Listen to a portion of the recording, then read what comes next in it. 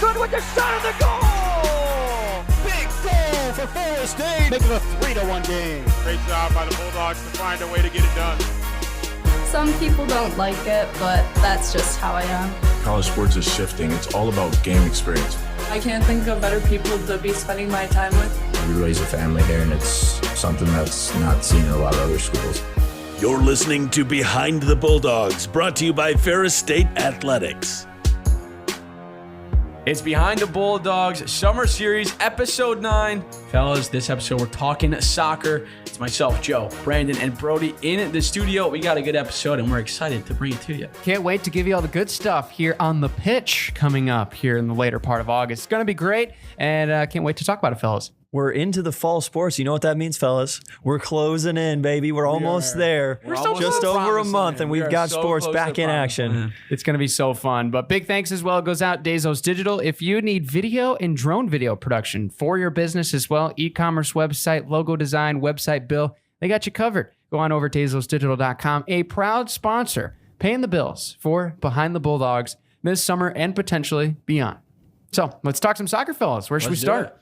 You know, Brandon, you choose, man. Me? I'm always the one that chooses. All right. I guess we can go with a recap of last year to kind of start it off, get our feet wet a little bit, get back into the soccer brain from what we saw this last fall.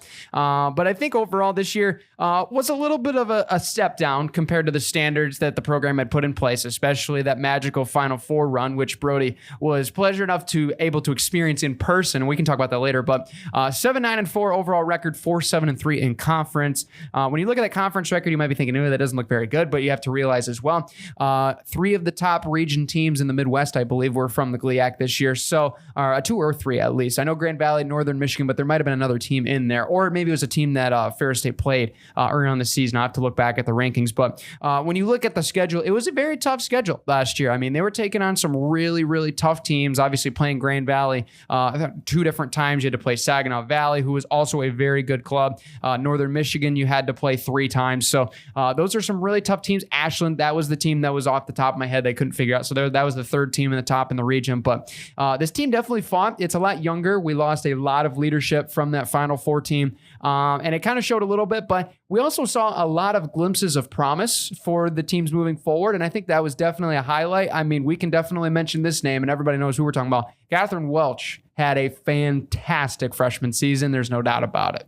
Yeah, she was kind of insane throughout the whole one. I mean, that's one thing that we were kind of looking for is who was going to be that person to step it up and it was very glad that she was able to do that. But I'm glad that you mentioned Brandon. It was tough too because when you have that Final Four run and you had 7 seniors or something like that graduate from quite that a one, few. pretty much what that was. It was that's more than half of your starting roster. So it's a tough spot to be in, but still being able to have those bright spots is what's going to be able to kind of bring us into this season where I think we're going to see a lot more promise and a lot more advantageous situation for us to be in. Absolutely, and certainly losing some of the leadership was tough coming off that Final Four team. But it was more the offensive production that was provided by essentially it was Izzy Zamborini, who was just outstanding that year to bring the team to the Final Four. And you guys are right. There was a need last year for somebody to step up, and for most of the season it was Peyton Price until the end of the year when the freshman finally came into her own. Catherine Welch really broke out in that Purdue Northwest game. I mean, that game was remarkable to watch. He scored 4 goals in that game alone, and then towards the end of the season really started to heat up, and she is on a tremendous trajectory for what her Bulldog career should be. Yeah, it's going to be really exciting, and especially when you look at a lot of these tough games. I mean, you look at the GLIAC schedule really coming up, you're going to see a lot of these really big games right out of the gate when it comes to the conference schedule at Northern Michigan. That's game number 4, I believe, in conference play. The number 1 is actually going to be the newly inducted Roosevelt Lakers, so we'll get to see them for the first time in our first GLIAC match coming up on September 20th. That's at Roosevelt first. We'll play them at home later on in the season. But starting out at Northern Michigan for a really true road test, and obviously playing Michigan Tech is a travel trip even of itself. And then you play Grand Valley. Only one time this year, maybe subtly criminal that we don't get to see those 2 teams play twice in a year, but that's the GLIAC scheduling problem. That's not ours, I guess. So, but I think it's definitely going to be really exciting to see what this team does, because especially you look at a lot of the breakout candidates that we'll obviously cover on later in the show with our picks. But I mean, you saw some really good minutes overall from a lot of these players last year, especially when you looked at Catherine Welch, how she just really took fire as the primary goal scorer here later on in the season. And it's not like she was just solely unstoppable either. She was getting a lot of those good looks from the outside, a lot of those experienced players that we saw last year. And then we also saw some freshmen that especially played some substantial minutes as well. Looking at Maren Rettenmund as well. She came in and had some really good appearances when she started or even coming off the bench. So that freshman class, especially, not all of them played, but you saw some substantial minutes from the ones that did, and we look forward to seeing the development. But I mean, especially when you look at the back end as well, a lot of the sophomores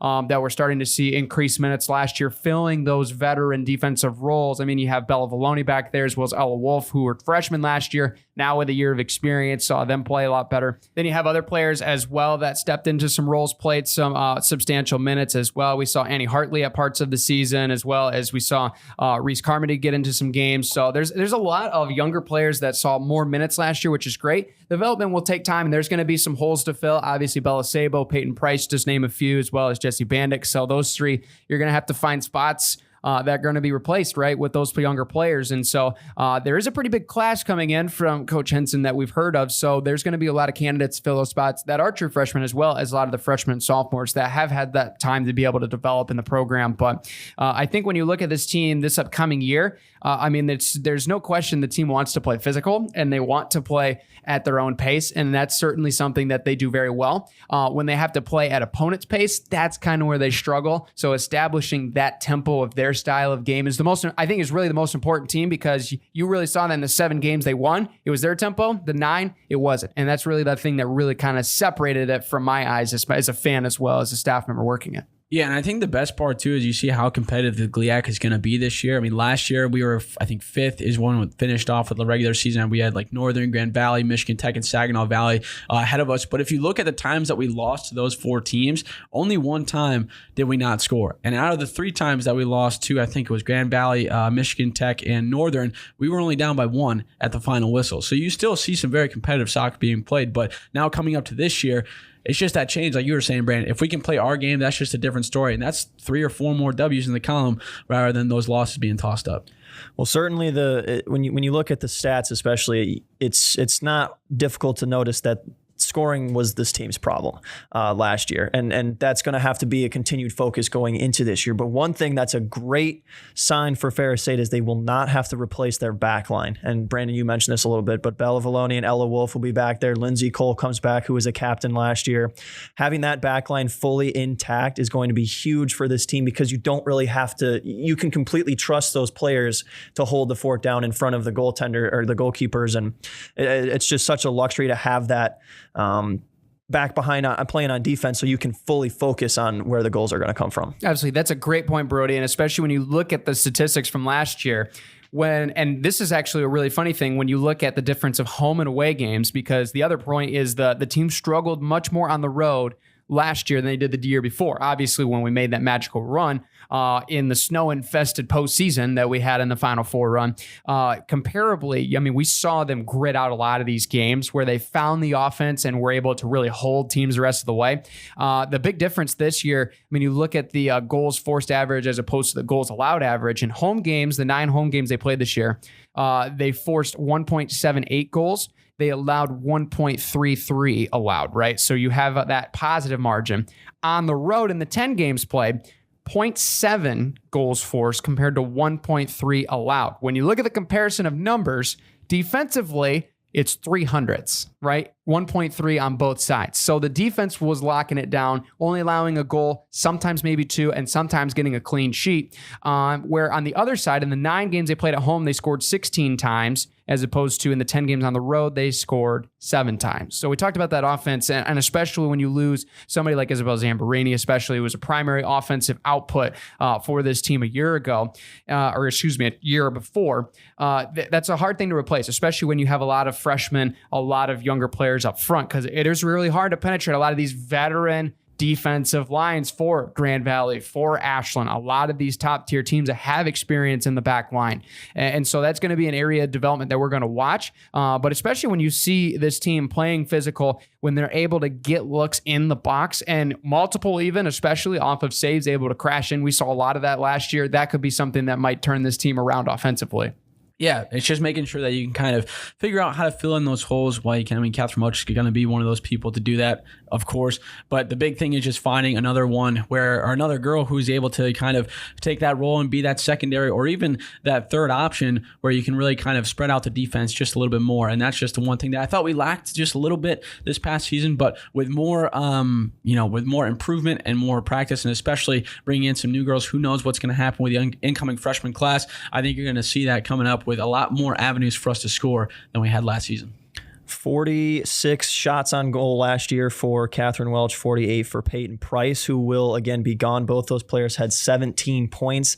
The next closest player was Haley Buckman, who missed a good portion of the season due to an injury, unfortunately, as she was battling back from an injury, had 5 points. So someone else is absolutely going to have to step up, not just to replace what Peyton Price was able to give this team specifically early in the season when she was essentially the team's go-to goal scorer for maybe the first 6 weeks of the season, but also, to, as you were saying, Joe, to fill in that third and fourth spot, trying to find another player that they can go to consistently for offensive production. Yeah, I think that's certainly some good things to pull up. And especially when you looked at the back line as well, goaltenders were hot at sometimes and then obviously had their struggles regardless who was in net. And I think that doesn't necessarily attribute just to goaltenders, but defensively as well.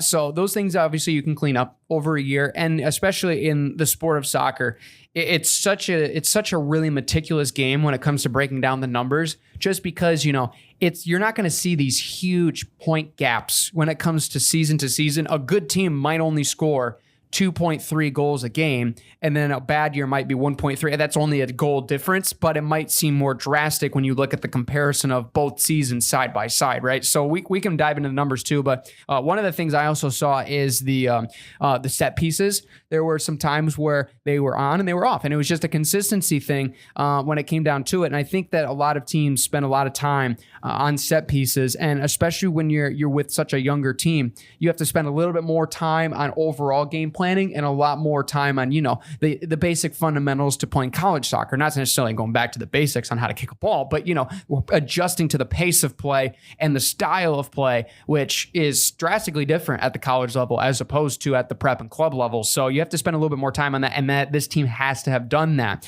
But I think this year I think this is a year we see that step forward, and it's really because you see everybody really coming back from the core 11, only obviously minus the 3 that we mentioned earlier, and they're only gaining, right? You're obviously going to have holes to fill, but you're only gaining is in turn of we're not overturning half of the roster and having to bring all fresh faces. There's going to be some chemistry definitely there. Yeah, it's going to be a lot different of a situation to come into a brand new season than we had this past one, missing out 7, and now you get a little bit less. Still, those 3 that were missing, very key pieces, but it's going to be a whole lot easier for you to kind of find people to fill in, as well as make sure that even if you are lacking that position, somebody else to step up and just taking a portion of that workload rather than trying to find a way to get people to step up in 7 to 8 different spots in the field.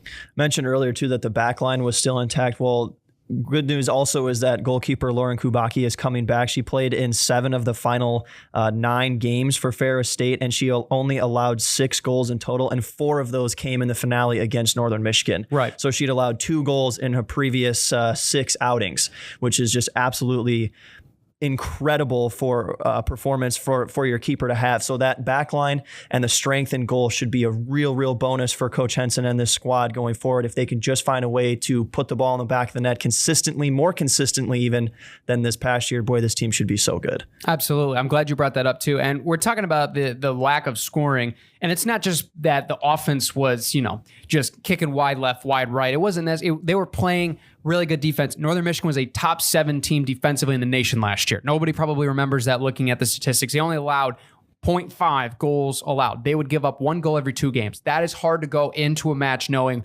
we have to score a goal to get above their average, right? So, and their offense is good enough as it is as well. Grand Valley is in the top 30 as well. They only allow 0.6, 0.7 goals a game. So that's something that's hard to compete against when it comes to those teams defensively. But I think especially when you looked at those last couple games, Brody, you mentioned, this team played very well down the stretch. Very well. Midway through the season is where we saw a little bit of that slump a little bit as we were going kind of from September into October. Because especially you looked at that Ashland game, the Grand Valley game, that kind of sparked it. Davenport, that Sunday game right after Green, that was a winnable game. I believe that went down to the last couple minutes and they tied it at the 85th, 86th minute, right? Those are the games you're like, you got to win those games, right? You're that close. And I know, especially after that game, talking to a couple of the players, they knew they should have won that game. And that one kind of was a little bit of a deflator because then they went up north and they got swept by Northern and Michigan Tech. And then they finally started to get it back around near the later part of the season. Yes, they did lose on the road against Michigan Tech and Northern Michigan later on in the season, but they were 1-0 and they were much cleaner games, right? They weren't giving the game away. They just got simply outplayed by 1 goal. That was the difference, right? When you watch those games on tape, you're like, okay, that was a better team than the first time around. And I think that's something to point out. Even though you still see some of the L's when you look back on the results columns, they played better on that trip up north as opposed to when they did at home. So those are definitely going to be some things we're going to watch out for when it comes to this team next year. The consistency of play, the tempo style of play, how much they can control it themselves as opposed to having to play it a different way. And I think especially when they play physical, because we see this team when these are some of these high foul games, it almost plays a little bit more in favor for us. I'm not necessarily saying they're going to go out there and play football, for example, but those more physical games they do thrive in. So maybe it's not necessarily trying to outrun opponents, but simply possess, control, play your game as slow as you can, keep the ball at your feet, and be able to make some plays. Yeah, that's the one thing that I was able to catch, I think, 2 or 3 games last year. And when you're able, I saw 2 games where we came out and we played our game where it's, a lot more methodical and then being able to just be aggressive in those situations. And there was another game, I think it was that first Northern game where it was just a little bit more kind of let them come to us first. And it was just not what we were really used to doing. And that was kind of one of the main reasons why we lost that game 2-1. So it's definitely interesting to see how that goes out. But if they can just remember, dude, go play your game right off the start. Know that you're dogs and just go out and play that way. It's going to make it easy to win games. We lost 9 games last year, but it wasn't like we were getting run off the field. We only lost 3. Deficits. Yeah, we only lost 3 games by more than 1 goal. And then we also throw in the 4 ties. A couple of those go your way in the win column. A couple of those 1 goal losses go your way in the win column. We're talking about a completely different team from last year that maybe could have competed for a conference title. So, they're so close. It's just a couple of those little things, and you got to trust Coach Henson and Coach Taylor Peacock, what they've been able to do, bringing this team to the Final Four, being consistent over the past 4 or 5 years at the top of the GLIAC, and you really should see a bright season coming up ahead. Absolutely. And I do have to put in a disclaimer for the physical part of the game. They also have played too physical at times, right? Because it is a benefit for them and they want to get to that. But playing overly physical leads to yellow cards in a category. Unfortunately, this team was top 10 in the nation last year. So we have to hold off the yellow cards because then that has to, of course, go to that player. It's like, I got to play a little more conservatively. And that might be not necessarily the style of play that they want to play at. So those things also matter as well. Being able to not only play physical, but play controlled while still playing physical at the same time. Because you don't want to keep racking up cards and then having to change up your game plan because you can't be physical, or you're going to pick up another card, and now you're playing with 10, and that's going to be a hard thing to do. But it's going to be very interesting. I'm looking forward to seeing, especially with this schedule. You look at some of the non-conference games. They're going to be playing Calvin. That's going to be the first game on the schedule. Officially, it's August 24th. And they're going to play Northwood, a team that we've played quite a bit, Cedarville, as well as they're going to be playing Ashland, Findlay, some really good schools down there in the GMAC. So the non-conference schedule is definitely going to be there. It's going to get this team ready for that conference slate because it's not going to be long. There's only going to be 6 non-conference games until we get into the conference schedule going to Roosevelt. So those are going to be important games because especially when you look at this team last year, we were looking at those non-conference games. They beat Maryville over and they also beat Northwood. And we were like, man, this is going to be pretty good. And then they ran into Findlay and Ashland, and then that kind of stopped the tracks a little bit. So that's going to be a key part of the schedule as well. Getting out to an early run and being able to hold that. We do know this team and this program has the ability to bounce back, a la what we did in that Final Four run. But that would just make it a lot easier and a lot more momentum for a team that needs it. due to that lack of experience. Yeah. Should we get into players to watch out for, gentlemen? I think we should. Okay, cool. Flip the that was like a question. Flip the 3-sided coin, and I think it'll go back to Joe Nagy here for first pick. Huge for me because I had a 1-of-1 pick 1 round 1 that I did not want to get taken. Bella Valoni is mine. I think one that, for one, she started all 20 games last year. She's going to be a veteran on the defensive side. She's very familiar with this program. She had 1 goal too, which is a big thing for a defensive player. And you might be able to watch out for her being somebody who can, get those long shots in and be able to create maybe a second shot opportunity off a deflection or something like that. But for her to be able to have that, the big thing though is you have somebody who's calm and present in that defensive side, and that's going to be huge for some of those games like we saw at Northern where we lose by 1 and ball goes the other way. A veteran player is going to be able to make the right decisions, and Bella Valoni is going to be one to make those decisions upcoming in this next season. Good pick, Joe. All right, Brody, what thanks, you got? Brandon.